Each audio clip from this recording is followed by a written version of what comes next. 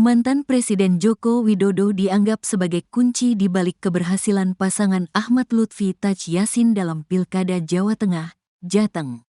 Pasangan ini unggul dari pesaingnya, Andika Perkasa Hendrar Prihadi, berdasarkan hasil hitung cepat Litbang Kompas. Padahal, Jawa Tengah selama ini dikenal sebagai basis kuat Partai Demokrasi Indonesia Perjuangan, PDIP. Sejak Pilkada Jateng 2005, PDIP selalu memenangi kontestasi politik 5 tahunan tersebut.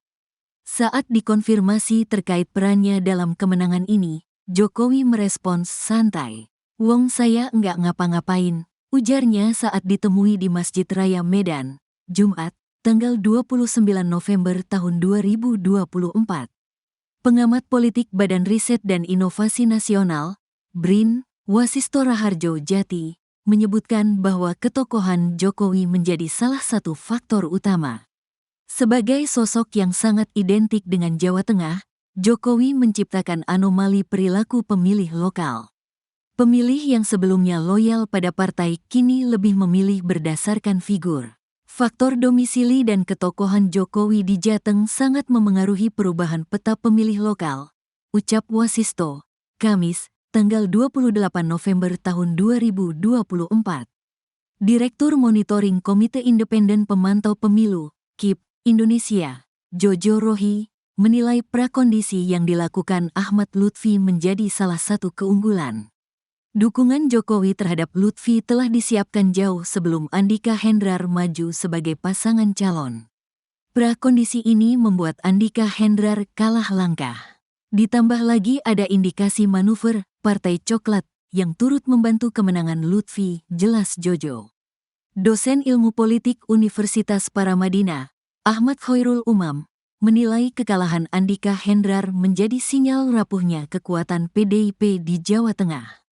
Ini merupakan kekalahan pertama PDIP di wilayah yang dikenal sebagai kandang banteng. Hasil ini menjadi penanda sejarah tumbangnya PDIP di Jateng, yang sebelumnya selalu menang sejak pilkada dimulai pada 2005, ujar Umam. Ia juga menyoroti peran besar jaringan politik Jokowi dan Prabowo Subianto dalam kemenangan Ahmad Lutfi Taj Yassin. Menurutnya, ini menjadi pertaruhan besar bagi Jokowi yang berhadapan langsung dengan kekuatan PDIP.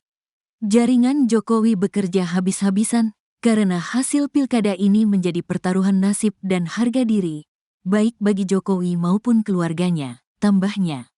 Berdasarkan hasil quick count Litbang Kompas dengan data masuk 100%, pasangan Ahmad Lutfi Taj Yassin meraih 59,30% suara. Sementara itu, pasangan Andika Perkasa Hendrar Prihadi hanya memperoleh 40,70%. Namun, hasil ini bukan penghitungan resmi dari Komisi Pemilihan Umum, KPU.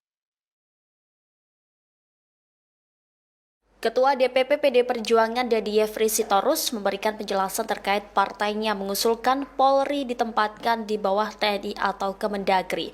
Sebagaimana diketahui, ide tersebut menuai komentar dan banyak penolakan. Pasalnya, wacana pengembalian Polri kedua lembaga tersebut dinilai akan mengkhianati terhadap perjuangan reformasi.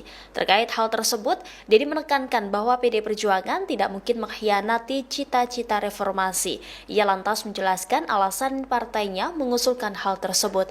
Menurutnya saat ini banyak masalah di internal Polri, utamanya cawe-cawe di bidang politik. Ya, tadi saya ingin merespon yang tentang Parcok ya.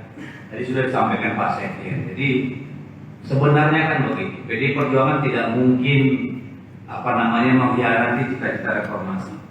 Ketika Ibu Megawati memutuskan untuk memisahkan Polri dan TNI, itu berangkat dari kesadaran untuk membangun budaya sipil, sehingga Polri sebagai lembaga sipil yang dipersenjatai itu diberikan kemandirian, independensi untuk menjaga, mengawal, melindungi, melayani masyarakat dan tentu segala aturan perundang-undangan dan konstitusi secara presisi, gitu ya. Mereka punya sumpah yang namanya Tribrata dan Catur Prasetya. yang kalau dilihat butir per butir itu sungguh-sungguh satria sifatnya, ya. Tapi yang kita alami kan selama ini institusi Polri tidak saja di bidang politik, tapi hal-hal yang terkait dengan institusinya sendiri dan pelayanan pengayoman terhadap masyarakat mengalami degradasi luar biasa. Tidak saja di tingkat bawah di mana banyak sekali oknum Polri yang kemudian terlibat narkoba, perkelahian dan segala macam, ya. Banyak sekali kita temui, tapi sudah sampai ke pucuk hingga kejadian Sambo kemarin kita melihat betapa mengerikan. Lalu kita lihat juga kasus di mana seorang petinggi kepolisian, seorang Kapolda terlibat dalam jual beli narkotika, ya. Jadi ini satu teriakan dari nurani kami yang bersih dan jernih agar institusi Polri ini melakukan introspeksi ke dalam. Apakah mau seperti ini lembaga Polri yang menjadi benteng masyarakat sipil kemudian menjadi institusi yang mengangkangi namanya peraturan, hukum, perundang-undangan yang ikut mengintimidasi masyarakatnya, cawe-cawe di bidang politik. Kalau institusi Polri sebagai benteng masyarakat sipil kemudian tunduk pada kekuasaan, maka masyarakat sipil rentan menjadi korban kesewenang-wenangan. Itulah yang ingin kami koreksi. Dan itu sejalan dengan dukungan yang kami terima dari masyarakat luas, baik dari insan Bayangkari negara sendiri, Polri, yang berkomunikasi dengan kami, baik itu masih aktif maupun pensiunan, bahkan dari TNI, semua kelompok masyarakat sipil, intelektual, politisi, semua merasakan kebutuhan agar Polri melakukan introspeksi ke dalam, memperbaiki diri. Sebagai benteng konstitusi, benteng masyarakat sipil, Polri harus berbenah. Polri harus mengevaluasi diri. Itu yang kami ingin sampaikan. Jadi kalau misalnya ada 7 fraksi belum apa-apa sudah menolak wacana itu, ya silakan nanti kita lihat bagaimana masyarakat sipil, bagaimana kaum terdidik, kaum intelektual, akademisi. Sebab ini bukan soal politik, soal institusi Polri yang profesional dan presisi. Itu soal kebudayaan sipil kita, soal budaya sipil, ya. Jadi kalau budaya sipilnya rusak, maka demokrasi akan berjalan mundur. Itulah kepentingannya.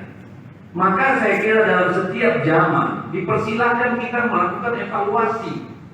Kenapa tidak dilakukan dulu misalnya oleh DPR untuk melakukan evaluasi secara jernih? 2 tahun yang lalu wacana mengembalikan Polri di bawah Kemendagri seperti pada awal-awal Republik berdiri itu sangat kencang. Ya, baik dari DPR sendiri maupun dari para peneliti, para intelektual, akademisi, itu kencang sekali. Silakan Anda Google. Ya.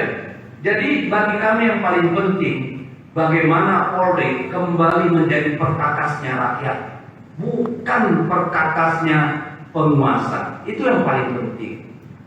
Karena bahayanya akan menciptakan konflik-konflik bersifat gunung es yang suatu saat akan meletup melebihi kemampuan lembaga Polri untuk menangani. Kalau ini kemudian terakumulasi yang akhirnya akan membuat negara kita terpuruk dalam konflik.